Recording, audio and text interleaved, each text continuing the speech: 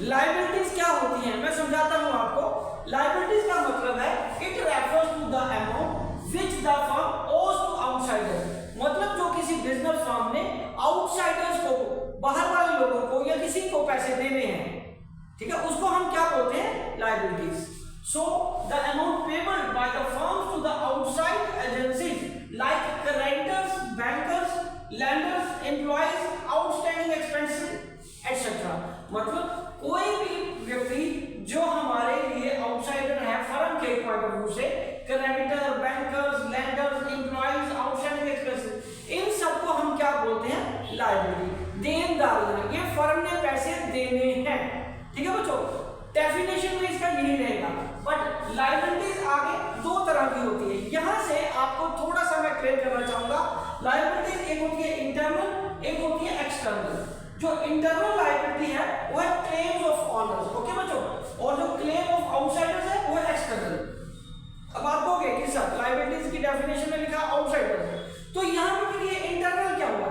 Students, आपको मैंने पहले भी बताया था, अकाउंटिंग की डेफिनेशन में भी हमने ये पढ़ा था कि हम अकाउंट्स किसके बनाते हैं, हम अकाउंट्स फर्म के बनाते हैं, मालिक के अकाउंट्स नहीं बनते, ठीक है। तो उसके जो पैसा उसने मालिक ने फर्म में लगाया हुआ है वो फर्म के लिए लायबिलिटी ही होता है।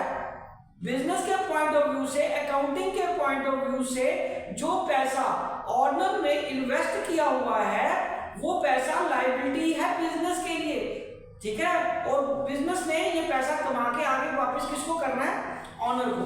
तो ये देखिए फिर ये लायबिलिटी में, इंटरनल लायबिलिटी में क्लेम ऑफ ऑनर और एक्सटर्नल में आएगा क्लेम ऑफ आउटसाइडर। तो सबसे पहले क्या आएगा, एक्यूमुलेटेड प्रॉफिट, जो प्रॉफिट इकट्ठे हुए हैं वो, एंड कैपिटल, ये दो चीजें इसका पार्ट बन जाएंगे, ठीक है जी।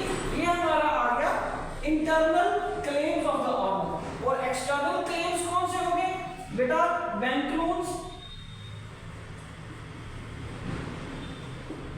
क्रेडिटर्स एटसेट्रा, ठीक है बेटा, ये हमारे क्या हो गए, एक्सटर्नल क्लेम्स।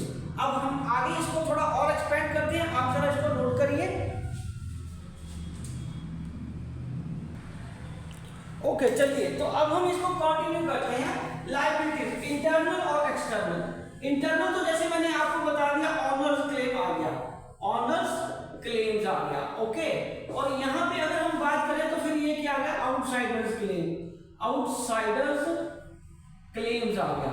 और अब इसका आगे क्लासिफिकेशन क्या है, इन एक्सटर्नल में सबसे पहले ये आ जाएगा करंट लायबिलिटीज, करंट लायबिलिटीज, और ये क्या आ जाएगा, non current liabilities, non current liabilities, ठीक है बच्चों। ये देखिए, ये आपके लिए एक और टाइप आ गया जो कि एक्सटेंडेड वर्जन है हमारा एक्सटर्नल लायबिलिटीज का। तो चलिए अब मैं आपको ये क्लियर करता हूं कि करंट लायबिलिटी क्या होती है। करंट लायबिलिटीज होती है which is to be paid within 1 year। For example, outstanding expenses,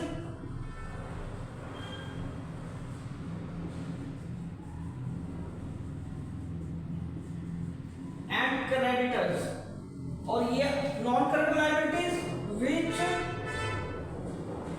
are to be paid after 1 year or can be paid for more than 1 year, ठीक है जी। और ये इसकी एग्जांपल्स क्या आ जाएंगी हमारे, बैंक लोन्स, डिबेंचर्स, ठीक है बच्चों। ये हमारी क्या बन गई, एक्सटर्नल लायबिलिटीज की आगे दो क्लासिफिकेशन, एक करंट लायबिलिटी, दूसरा नॉन करंट लायबिलिटी। अब हम डिस्कस करेंगे एक और इंपॉर्टेंट टाइप ऑफ लायबिलिटी, वो है कंटिंजेंट लायबिलिटी। ये एक इंटरेस्टिंग केस है, ये काफी बच्चों को ये नहीं पता होगा। So contingent liability is that liability the payment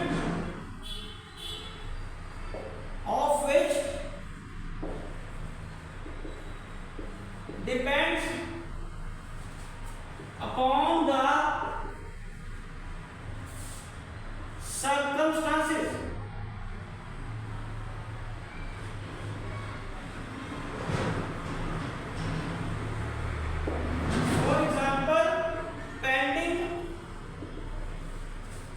court cases या लीगल केसेस।